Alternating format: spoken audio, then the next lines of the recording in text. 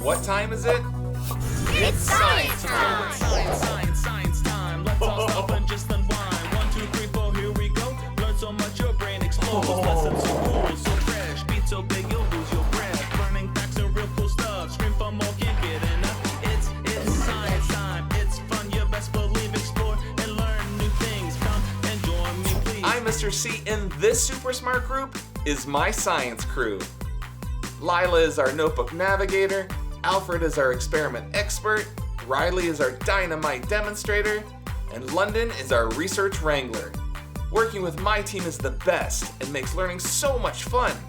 Actually, you should join us. Today, we're exploring surface tension. What time is it? It's science time! Welcome back to another episode of DIY Science Time. I'm Mr. C, and I'm so glad you're here as part of our crew. Today we're talking surface tension. You know, that little science thing that when you pour a cup of water, it does this. Yeah, that can get messy sometimes. And we're getting messy today because we're going to be using bubbles to talk more about surface tension. In fact, I'm going to challenge you to build a square bubble with me, and you're going to need a few materials. Our activity today is really going to clean up. These are the things you're going to need. A bucket, straws, chenille stems, dish soap, scissors, and the most important thing you're going to need is your science notebook. A science notebook is a tool that every scientist should have, and it gives us a place to record all of our learning. Taking good notes and being organized allows us to be better scientists. A science notebook allows us to go back and review all the data and information we've gathered during our experiments. Plus, it allows us to share results with other scientists who might be interested in learning more about what we've discovered. Whenever you see the notebook pop up on the screen, like this, it's a reminder that this is a good place for us to jot down new information. You can see I've already added a title and a list of materials for today's activity. Our crew is still going to have lots of information to collect and organize as we go through the experiment, so keep your notebook handy. Most importantly, the more you use the science notebook, the better you'll get at taking notes and recording data. If you don't have a science notebook yet, download a copy of Mr. C's science notebook from the website. We know that if we pour water or spill water on a table, it creates a puddle of water. But what happens if we take water and drop it onto a penny? How many drops do you think we can get onto this penny before the water spills over? Let's give it a try.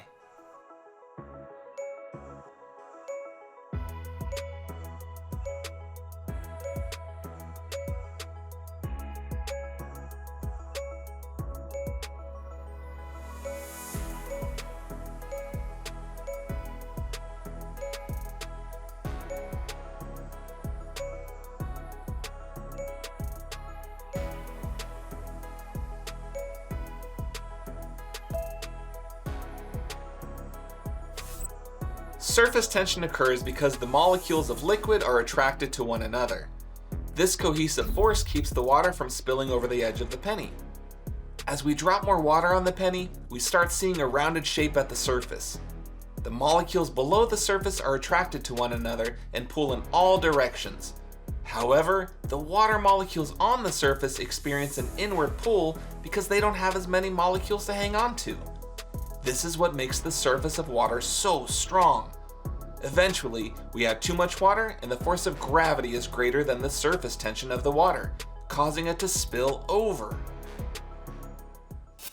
We're going to need to get sudsy, so we need to make our bubble solution to better understand surface tension. I like a recipe that uses 2 cups of water to 1 cup of dish soap. Now, I have 4 cups of water here. That means I'm going to add 2 cups of dish soap to my recipe. Let's get started.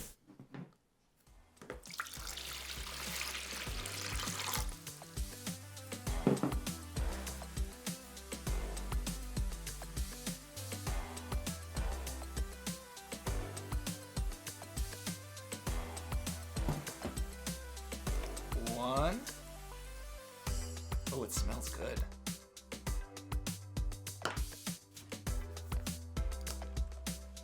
2.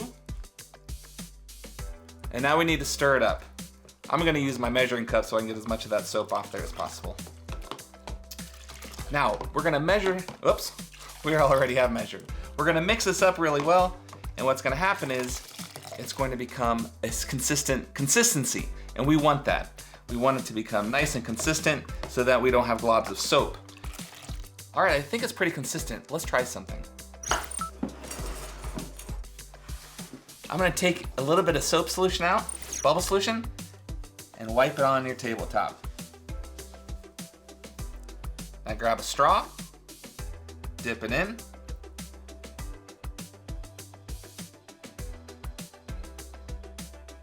Oh, that was so cool. Let's try that again.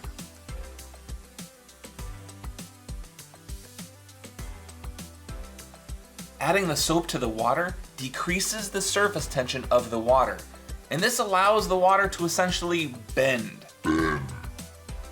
That's how we create this dome, this hemisphere. But my question is can we get more than one dome inside of the dome? Dome to dome. Oh, it popped. Ah.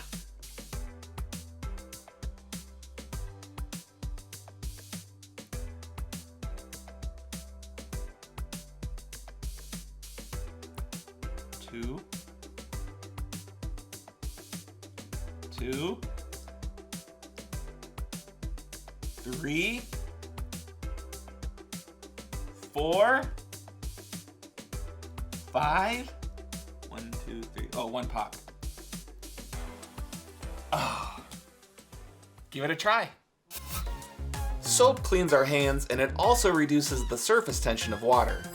The reason soap works so well is because soap molecules have two ends, a hydrophobic end and a hydrophilic end.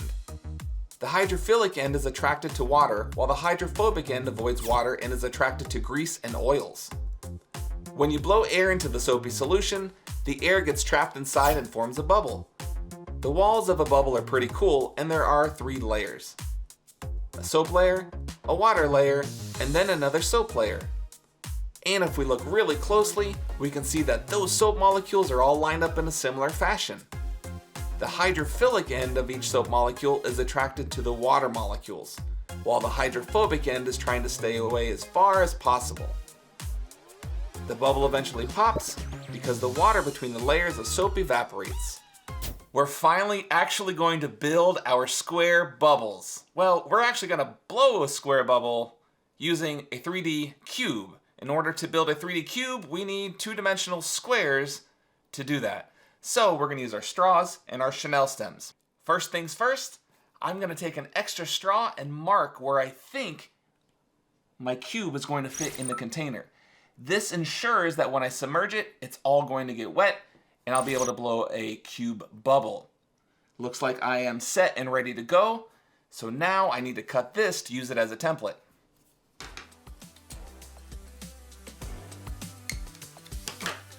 There's one, and now I need to do that with the next 12.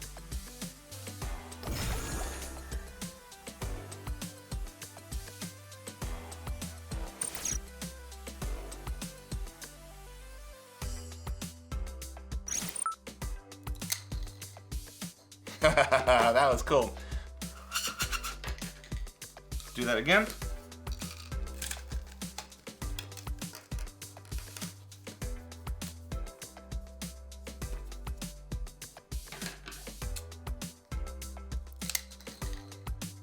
Oh, the sound is just amazing hearing those straws hit the table.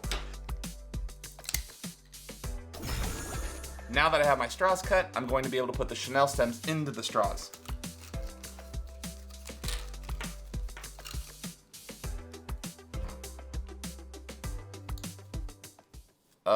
That's a little too long. Here's what I'm going to try. I'm going to fold it in half because I think that's going to give me just enough extra chenille stem on the outside, on each side. Let's see what we've got here.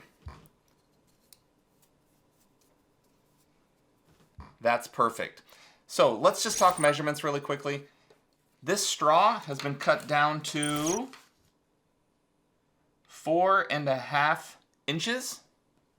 And my chenille stem has been cut to 6 inches. So if you want to build a cube just like mine, the straws are cut to 4.5 inches and the chenille stems are 6 inches. Let's get these other ones cut.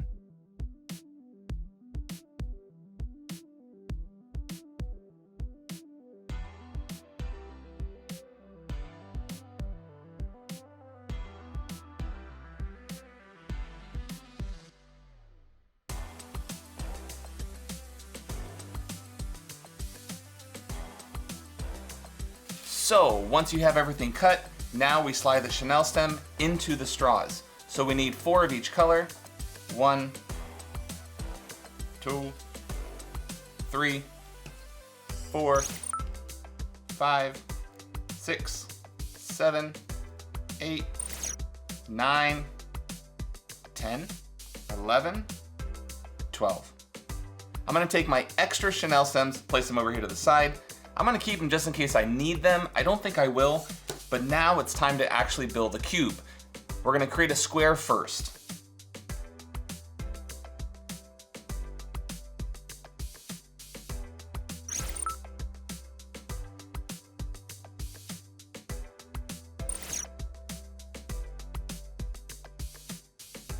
All right, so there's our base. That's gonna be the bottom of our cube. Now you're gonna take the pink ones and you're going to connect them just like this.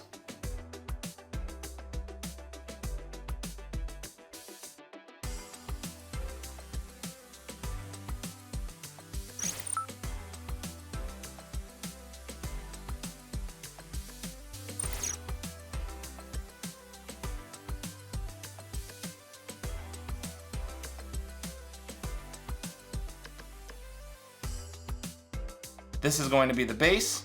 These are going to be the sides. So we need to make one more square to top off our cube.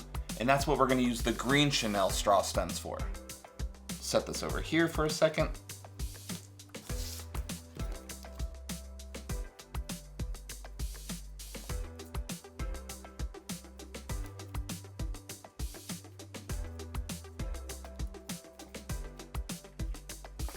All right, so we have our square.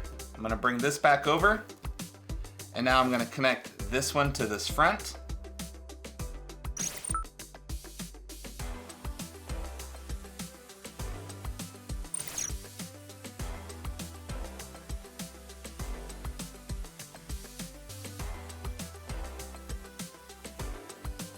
We built a cube! Yeah, it's close to a cube. We're gonna call it a cube. So some of my straws aren't equal lengths, so it's not a perfect cube, but you can definitely see this is a 3-dimensional shape. All right, so now what we're gonna do is we're gonna put this into, oh, it's gonna fit barely. Look at that, it's barely gonna make it. But I definitely don't have enough liquid in there. I need to add more solution, so I need to double that, maybe even triple it, so I have lots of bubble solution so we can actually build and blow this square bubble. Now what we do, we take our cube, dip it in.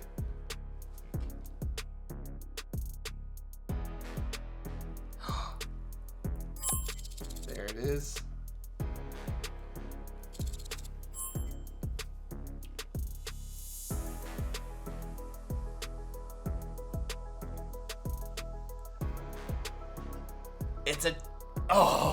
It's a cube bubble. Did you see it? This is super cool. I could keep doing this all day long. We're gonna give it one more try. It forms that little square automatically. I'm gonna hold it nice and still.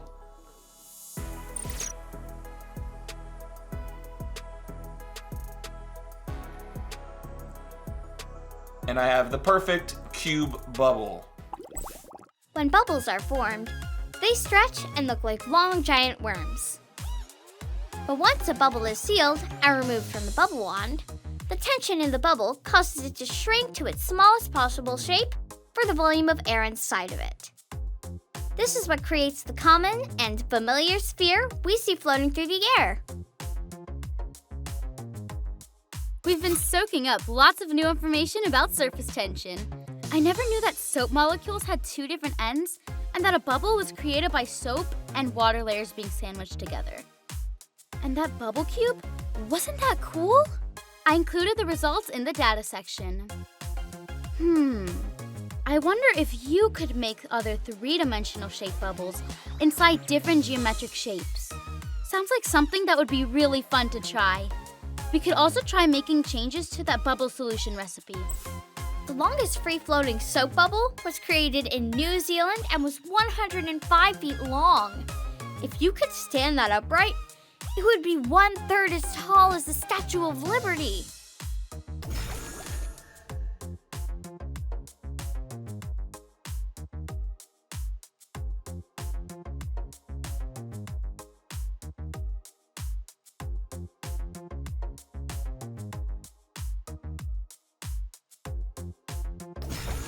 For this next activity, we're going to spice things up with a little bit of pepper.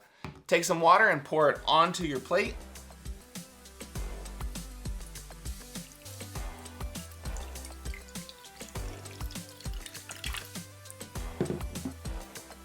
And now what we're going to do is we're going to let the water settle just for a moment.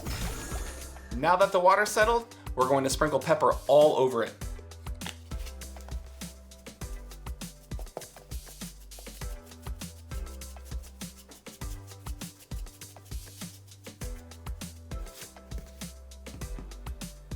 All right, and with the power of dish soap and surface tension, we're going to take a drop of dish soap and put it right in the center of the pepper.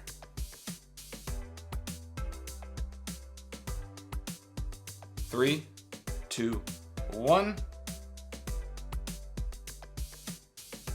Oh, that's so cool. I think we should try it again with way more pepper to see what it looks like. I've got my second plate, so let's set it up again.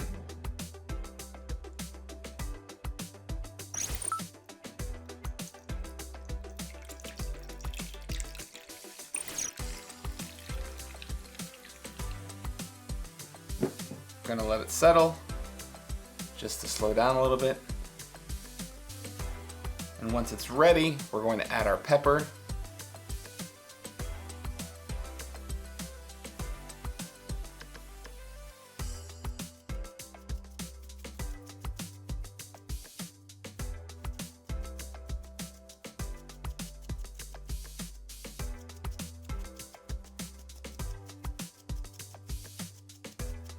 Oh, it's about to make me sneeze. It's so peppery.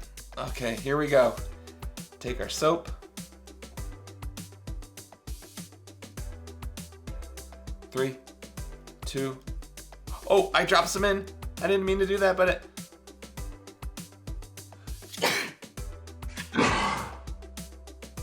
Oh, I'm so sorry. The pepper is so bad. The pepper is so bad. But look, it moved it. It moved it just like it did before. I'm gonna add a little bit more. But no, the surface tension broke.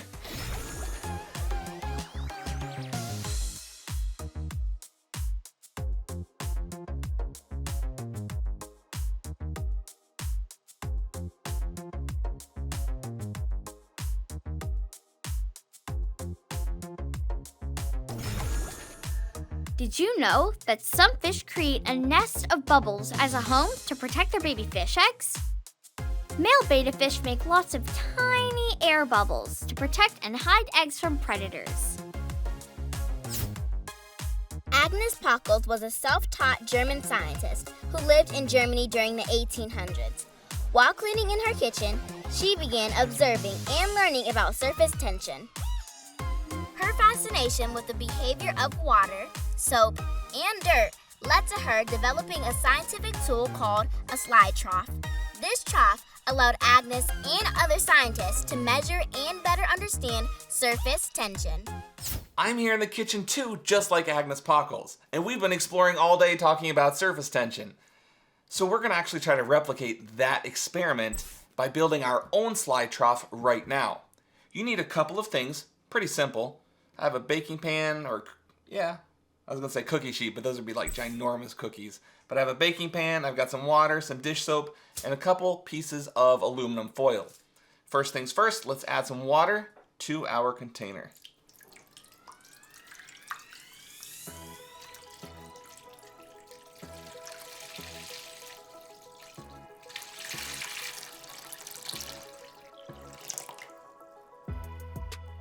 Perfect.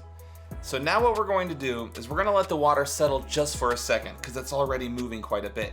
And while it's doing that, I'm going to take a piece of aluminum foil. I've got 2 pieces. I'm going to take a piece of aluminum foil and I'm going to make sure that it fits so that it can easily move back and forth. And now I'm going to fold it in half.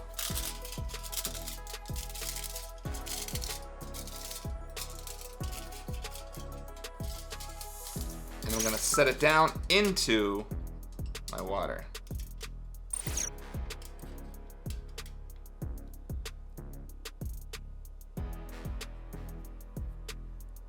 Take an applicator, dip it in soap,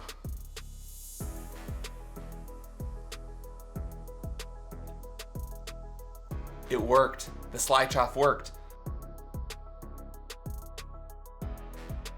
When we put the soap in over here, it broke the surface tension. The water molecules broke and they slid this way, causing our aluminum foil to move that direction.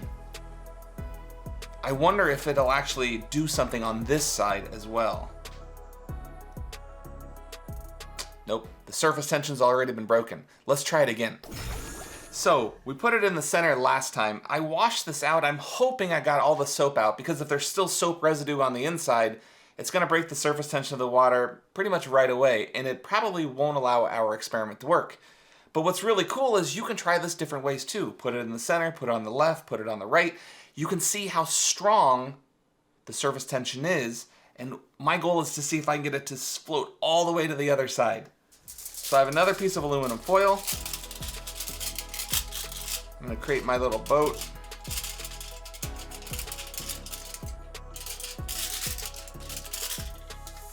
I'm going to place it over here on the side. Perfect. And now grab your dish soap.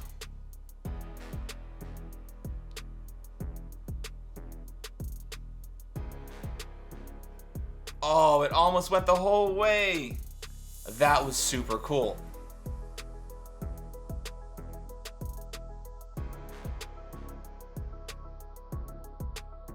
So, I use the same soap that we use for our bubble solution, but what about hand soap? What about different types of dish soap? Will it have the same impact?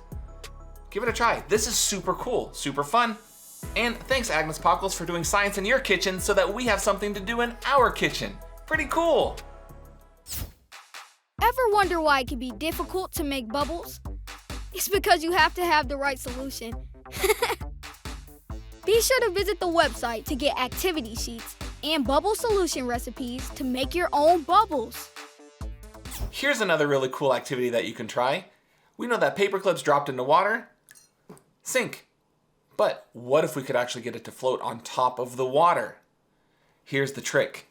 We need to get this to sit gently on the top of the water so that surface tension allows our paperclip to hang out and float around. How do we do that? You need a second paperclip. That's right.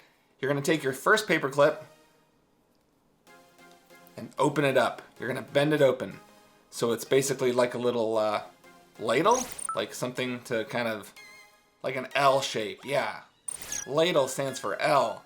Then what we're going to do is we're going to take the paperclip and carefully place it on there. Submerge. Oh, it worked. It worked, it worked, it worked.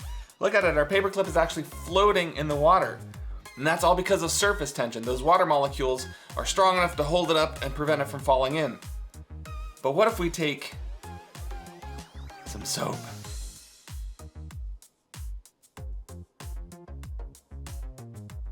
It breaks the surface tension, causing the paperclip to fall into the water.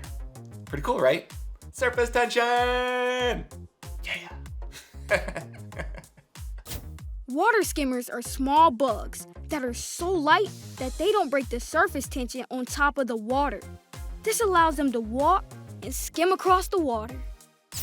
Have you ever tried catching a bubble? It's really difficult because the oils on your skin break down the soap layer of the bubble and make it pop. Next time you're playing with bubbles, try putting on really soft gloves and see if you can catch a bubble. The glove protects the bubble from the oils in your skin and allows you to bounce the bubble all around.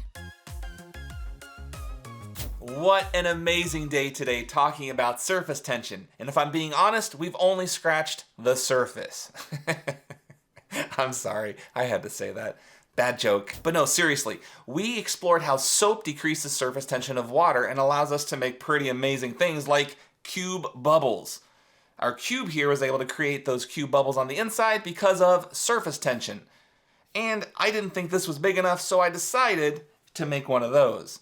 And I'm thinking, how much bigger could I actually make it? I don't even know how long Chanel stems can get at the store. Like, wouldn't it be awesome to have like a 6-foot cube bubble that you could hop in and be like, I want to take my notes inside of a cube today. Hello. And my team has been phenomenal. And without them, I wouldn't be able to learn nearly as much. And remember, I've got my notebook, so I'm taking notes, recording data, so I can come back and check it out another day. Keep learning, keep exploring, have fun, and remember, science is wherever you are. It's science time.